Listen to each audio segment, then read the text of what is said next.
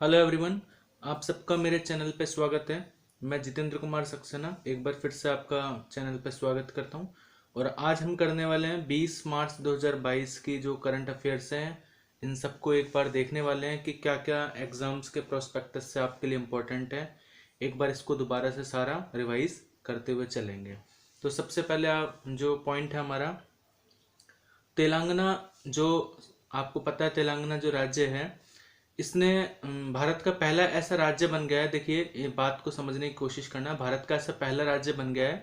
इसने अपने क्या है, जो अलग अलग तरह की फसल है, इसके पैटर्न को एक इंडेक्स के तौर पर दर्ज किया है। ठीक है। और उस इंडेक्स का नाम इसने फसल विविधीकरण सूचकांक यानी कि सीडीआई रखा है।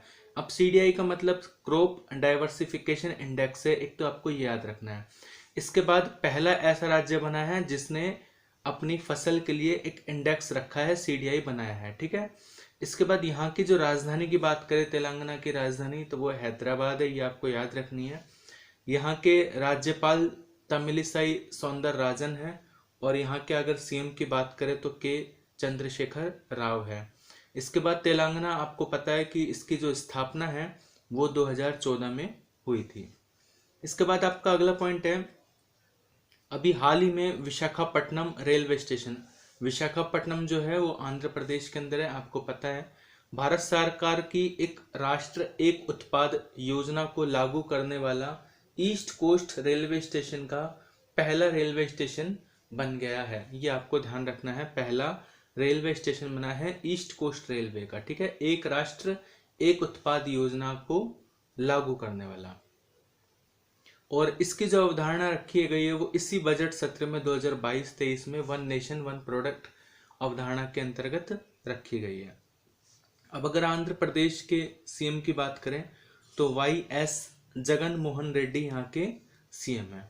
इसके बाद अगला पॉइंट आपका, 18 मार्च 2022 को पश्चिम बंगाल ने डोल उत्सव, इसी डोल उत्सव को डोल जात्रा त्योहार भी कहा जाता है। ठीक है। और ये जो त्योहार है, बसंत जो ऋतु है उसकी शुरुआत का प्रतीक है, भगवान श्री कृष्ण और राधा जी को समर्पित है। और यहाँ पर जैसे होली पे रंगों का त्योहार है, ठीक इसी तरीके से यहाँ पर भी गुलाल के साथ इसको मनाया जाता है। ठीक इसी तरीके से आपको झारखंड का एक बसंत त्योहार है, उसका नाम भी याद रख लेना है, जिसका नाम सरहुल है, बसंत त्योहार है, ध्यान रखना है। और ठीक इसी तरीके से एक असम का बसंत त्योहार है, रोंगाली बिहू, ये भी आपको ध्यान रखना है। इसके बाद अगला पॉइंट, 36वीं अंतर्राष्ट्रीय भूवैज्ञानिक कांग्रेस, जिसे आईजीसी कहते हैं, तो इसका जो आयोजन है वो नई दिल्ली में आयोजित होगा। ठीक है। इसके बाद हम कुछ महत्वपूर्ण तिथियां हैं जो मैंने आज आपके लिए रखी हैं, वो ये हैं। सबसे पहले वर्ल्ड स्लीप डे। तो वर्ल्ड स्लीप डे जो है वो इस साल 18 मार्च 2022 को मनाया गया। वैसे जो मार्च इशू होता है उसके पहले शुक्रवार को इसको मनाया जाता है।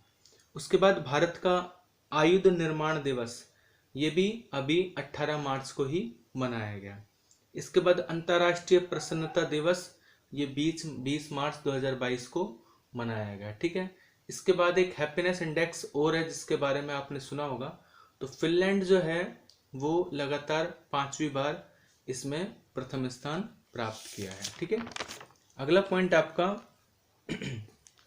हाल ही में एक्सिस बैंक को आईएफआर एशिया अवार्ड्स 2021 में Asian bank of the year के अवार्ड से सम्मानित किया गया है। ठीक है। ये वही एक्सिस बैंक है जिसे आप यूटीआई के नाम से, यूटीआई बैंक के नाम से जानते हैं। और इसकी जो स्थापना है वो 3 दिसंबर 1993 को हुई थी। आपको ये भी ध्यान रखना है कि निजी क्षेत्र की अगर बात करें तो उसमें तीसरा जो सबसे बड़ा बैंक है वो एक्सिस बैंक ही है। अगला पॉइंट, हाल ही में फ्लिपकार्ट हेल्थ प्लस ने अपना सीईओ प्रशांत झावेरी को नियुक्त करने की घोषणा की है। ठीक है। अगला पॉइंट, हाल ही में उज्जीवन लघु वित्त बैंक के नए मुख्य वित्तीय अधिकारी के रूप में रमेश मूर्ति जी का नाम रखा गया है, इन्हें नामित किया गया है। इसका अगर मुख्यालय की बात करें तो इसका मुख्यालय जो है वो बेंगलोर में है। और स्थापना की बात करें तो 2017 में इसकी स्थापना हुई थी।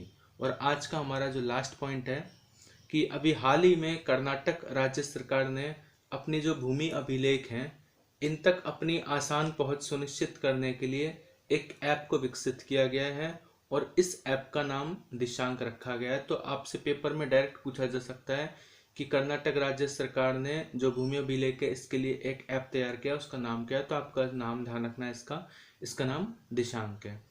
तो ये 20 मार्च 2022 के जो इम्पोर्टेंट फैक्ट्स थे जो मैं आपके लिए लाया हूँ। अगर आपको वीडियो अच्छा लगा है तो वीडियो को लाइक कर देना, चैनल को सब्सक्राइब कर देना, अपने दोस्तों के साथ शेयर कर देना। आज की वीडियो में इतना ही। Thank you.